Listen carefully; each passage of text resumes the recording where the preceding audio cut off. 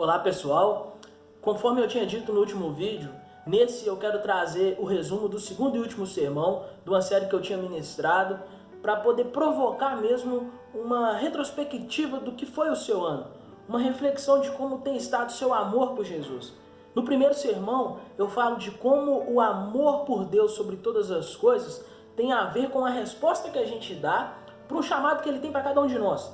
E nesse segundo eu quero falar que quando nós dizemos sim de verdade para esse chamado, a gente passa a buscar amar as pessoas de uma forma diferente, da forma como nós nos amamos, da forma como Deus as ama.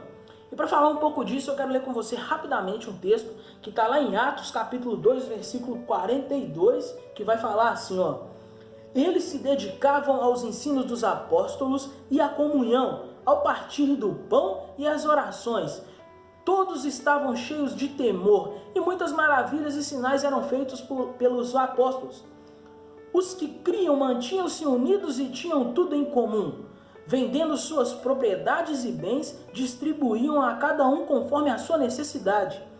Todos os dias continuavam a reunir-se no pátio do templo, partiam um pão em casa e juntos participavam das refeições, com alegria e sinceridade de coração, louvando a Deus e tendo a simpatia de todo o povo. E o Senhor lhes acrescentava diariamente os que iam sendo salvos. Cara, fantástico esse texto. Eu acho ele top demais. Ele por si só fala muita coisa. Se você pegar uns textos antes, só ele, uns para frente, cara, e refletir, vai fazer muito sentido para você. Até mesmo porque teve uma fase da minha vida que eu vivi uma experiência tão surreal. Deus me levou a viver algo tão incrível que ele me fez sentir o que é que está escrito nessa passagem aqui, cara. E desde então, assim, eu prezo muito, eu tenho como um sonho querer viver esse texto de Atos 2 de forma completa e verdadeira, fraga. E eu não vou poder falar essa experiência toda porque demoraria muito mais de uma hora, o vídeo ficaria muito grande. Mas quem sabe algum dia você tem a oportunidade de me ouvir falar disso. E você vai entender o porquê que faz tanto sentido para mim esse texto aqui. Mas o que eu quero trazer para você são algumas pontuações bem rápidas, porque eu vejo muito hoje em dia pessoas às vezes chamando de igreja aquilo que nunca foi. Primeiro, porque quando você se relaciona com Deus de verdade, cara, você entende que a igreja que Jesus ama e vai voltar para buscar, ela não tem a ver só com o local físico. Ela tem muito mais a ver com uma condição, uma escolha consciente, feita diariamente de forma particular. Ou seja, eu estou tentando te dizer que quando você aceita Jesus de verdade, você não só passa a frequentar uma igreja, você passa a ser a igreja. E segundo, porque quando você assume esse compromisso de ser igreja com Deus, de verdade, não com os homens, você passa a entender, cara, que por mais que a cultura seja diferente, e quando eu falo cultura, eu falo por questão de localidade, não é por questão de doutrina não, tá? Quando você entende, quando a cultura é diferenciada, a essência ainda continua permanecendo a mesma. E eu falo isso, cara, porque as pessoas que carregam consigo a essência de ser igreja, elas buscam ser muito mais do que um grupo de pessoas hierarquicamente organizado e localizado. Elas buscam a ser uma família do âmbito global, cara, rompendo barreiras e qualquer tipo de limite físico, de distância, de qualquer coisa. E como membros de família, por mais que eles briguem entre si, eles se perdoam, superam, seguem em frente, se amam e vivem juntos debaixo do mesmo teto, inclusive, porque ouvem a voz do seu pai que lhes ensina que precisam conviver juntos e que precisam se apoiar um no outro. Cara, às vezes a gente vê na igreja irmãos que às vezes discutem um com o outro e falam assim: aqui não dá pra mim mais não, vou ir pra outra igreja, e muda. Cara, presta atenção nisso aqui. Num relacionamento entre pais e filhos, os guri brigam. Os pais vai lá, pegam os meninos e põem eles de castigo. Aí faz eles ajoelhar no milho, sei lá, alguma coisa assim.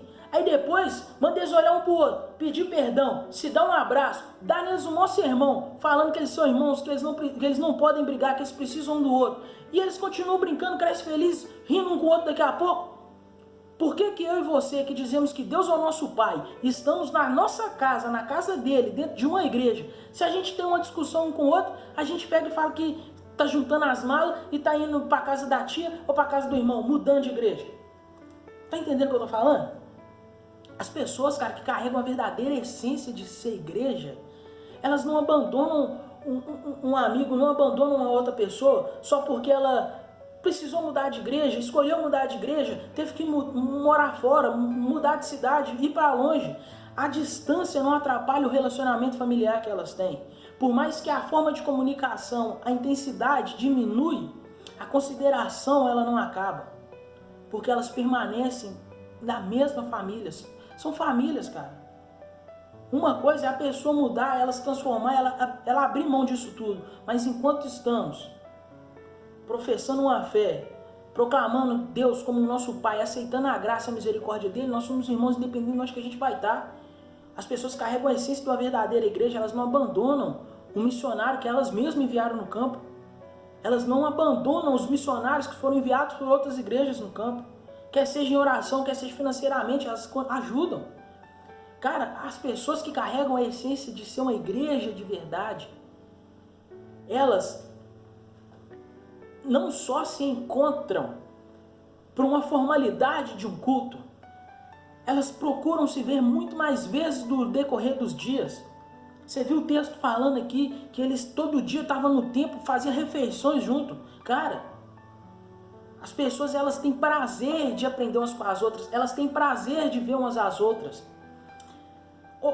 O pastor virar para as irmãs do coque, para as crianças, para os jovens, para todo mundo falar assim: vamos juntar na igreja, segunda-feira de noite, para a noite da pizza, mete um mesão, o pessoal se juntam, compram uma pizza e vai trocar ideia. Tá entendendo o que eu tô falando, cara? As pessoas que carregam consigo a verdadeira essência de ser uma igreja, elas são loucas a ponto de abrir mão das suas próprias prioridades para poder atender a necessidade do irmão próximo. Independente do reconhecimento, independente da gratidão, independente de receber nada em troca. Ela fica feliz simplesmente por isso. Cara, as pessoas que carregam a verdadeira essência de ser igreja, elas trazem consigo valores esquecidos. E esses valores esquecidos, a gente chama eles de frutos do Espírito Santo. Porque as pessoas que carregam isso com elas são taxadas de bobas e iludidas. Mas na verdade elas estão seguindo o passo daquele que foi o mais insano na sua radicalidade em demonstrar amor. Cara, Jesus uma vez disse para Pedro: se você me ama, vai e cuide das minhas ovelhas. Jesus, ele chama eu e ele chama você para sermos igreja, não para sermos juízes da noiva dele, cara. A noiva dele, quem cuida é ele quem procura santificar ela. Nós precisamos crescer como um corpo unidos, juntos, nem querer ficar julgando um ao outro. A igreja ela é cheia de imperfeição. No momento que eu e você fazemos parte dela, ela se torna imperfeita. Mas Deus a ama a si mesmo. Ele chamou Judas sabendo que Judas ia trair ele. Ele chamou Pedro sabendo que Pedro ia negar ele, para mostrar isso para mim e para você. Se ele que é ele não fez só o que fez, só por pessoas que o amavam, que estariam com ele, quem dirá eu e você ficar escolhendo os outros? Faça o que ele pede para você fazer, cara. E ele cuida. Você vê a Bíblia falando aqui. Ele ia acrescentando as pessoas, eles tinham empatia do povo e o Espírito Santo ia acrescentando a eles aqueles que iam sendo salvos. Porque as pessoas olham para a igreja, elas precisam ver a resposta que elas estão procurando. Aquilo que o mundo precisa, eles vão encontrar dentro da igreja. Nós temos a resposta para os problemas do mundo. Mas a gente precisa viver e ser essa resposta, cara. Velho, às vezes, eu não sei, às vezes você está aí decepcionado com pessoas, às vezes você ficou desiludido com a igreja por causa das atrocidades que às vezes você vê por aí.